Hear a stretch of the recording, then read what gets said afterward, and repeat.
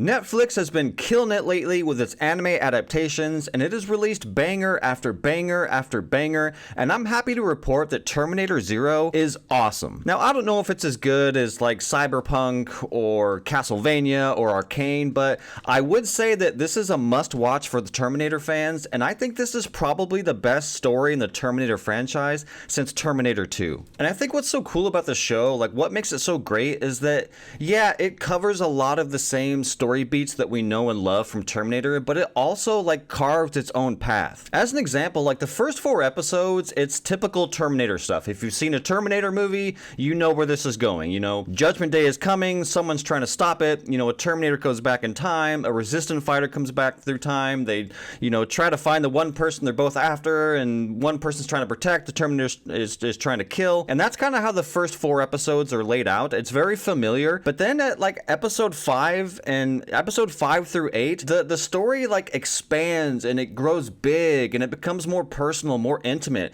In fact, I would say the Terminator character itself kind of gets sidelined for the second half of the show, and I actually think that's a great thing. Some people could be frustrated by that, like, hey, where's the Terminator? I just want to see Terminator chasing after people and murdering people. And again, you get that for the first 4 episodes, but I can understand, like, you know, people kind of dipping out towards the second half of the series, but I found it to be absolutely captivating. I was like, yes, we're doing something new, you know, and it's interesting, it's fascinating, you know, the characters are so interesting and relatable, and I want to know more about them, and I want to be with them more, to the point where I'm like, yeah, the Terminator's all right, you know, he can be away for a while. Like, I want to be with these characters, and I think that's the show's biggest strength. And I would say this is probably the most thought-provoking Terminator story we've ever seen. It's like, this show really is about and wrestling with what it means to be human, and like human as a species, the flaws of the human species, and like it really digs into that to the point where like the main character Malcolm Lee, you know, he's talking to his AI and he's trying to convince the AI that humans are worth saving, and it's like all the points that the AI is bringing that they shouldn't be, that they're not worth saving, is like, you know, the AI's got some pretty good points. It was pretty funny, but yeah, their conversations, their back and forth, was very, very fascinating. I don't know if I really dug the visual aesthetic of the AI. You know, Kokoro, it's visually presented as 3 beings. As I'm watching it, I'm like, this feels like it's from a different show and not from the Terminator franchise. It just felt very like, I don't know about this, but I understand why they did it. You know, if Malcolm Lee was just talking to a little red dot, you know, like 2001: A Space Odyssey, you know, it may not have been as captivating as him talking to like spiritual beings, or not spiritual, but you know what I mean, beings that he can actually talk to. It may not have worked as well, so I get why they do it, but at the same time, it's like I got this green woman, this gold woman, this red woman, they're all just kind of floating, and I don't know, it just felt a little too much for me. And ultimately, I just think the story is really, really well told. Like, I love the idea of the Terminator going after children. Like, that was a cool idea, and I love the children, the dynamic they have with the babysitter, and the reveals that come along with the babysitter. Like, all of it was just like captivating. It was just like, I want to watch the next one and the next one and the next one. Like, it was a show that I haven't seen in a while, where I couldn't walk away from the TV. Like, I wanted to know what happened next. And not only did I want to know what happened next, I wanted to know more about these characters, and like, I want to know who Aiko is. I want to know, you know, the history of Misaki. Like, and we do get the history of Misaki, but like, I don't know, man, like, these characters are just so well written, and they just flesh out this world, and it's like, man, I can't remember the last time we've seen a Terminator movie where I cared about the characters. And again, I think that is a strength of the show. There's no John Connor, there's no Sarah Connor, there's no familiar faces. Like, these are all new characters, and they're arguably some of the best characters this franchise has ever seen. And the action here is fun too. Like, I do, again, I think the action, once the Terminator kind of gets sidelined halfway through, the action kind of comes down a little bit, but those first 4 episodes are pretty like action packed, and it's a lot of fun. Unfortunately, the show does rely on like certain set pieces that we've seen before. As an example, there's a police station shootout, you know, just like the Terminator.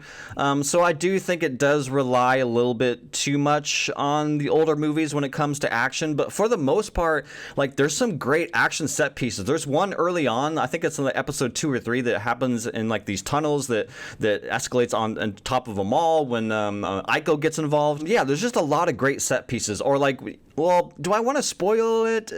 Let's just say some robots come into play and that whole set piece, and it was just like, I don't know. This show just keeps building and building on tension and building up the stakes, and it's just like, where is this all heading? And man, that ending, like, holy shit, there better be a season 2, man. We will riot if there's no season 2. Like, man, what a great ending. I can't wait to see, like, the thing that I'm like, I want to see more of is Kenta's journey, because Kenta seems like he's going to be a tragic figure, and I think tragic characters are some of the most fascinating characters. And you know, like, where this ends, it's not going to end well with him and his family, the family dynamic. So I can't wait to see what happens there. But I also want to see what happens with Kokoro and what Kokoro does with Skynet. I don't know. There's a lot of unanswered questions, and I really hope we get to dig in more. But man, that last episode was so much fun. So much going on, so much tense moments. Dude, the moment where the Terminator talks to Kenta, it was just like, dude, what? And I don't know how I feel about the Terminator, like, building a crossbow into his arm that he uses throughout the show.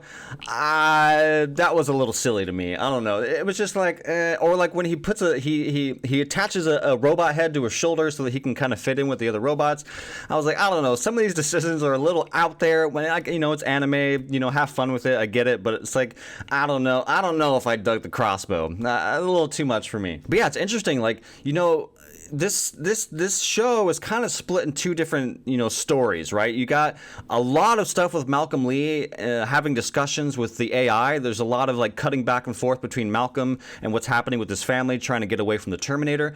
And for a while I was like, man, this Malcolm Lee stuff it's not boring, but it's just like, man, can we get back to the family and the Terminator and all that stuff? But as the show went on, that actually kind of flipped. I was like, the more that Malcolm got into these deeper conversations of what it means to be a human and whether or not humans are worth saving, their deep conversations was actually the most captivating part of the show. And the Terminator stuff, I was like, I want to go back to Malcolm. It was kind of interesting to see that flip inside me, where it's just like, at first Malcolm wasn't that interesting, but then toward the halfway through, I was like, okay, I want more scenes like this. I want more heavy dialogue scenes, more thought-provoking ideas. So I think that totally worked. So yeah, in the end, I think the show ruled. I think it's awesome. I think it's amazing. It's just another Netflix anime banger. It is just so damn good.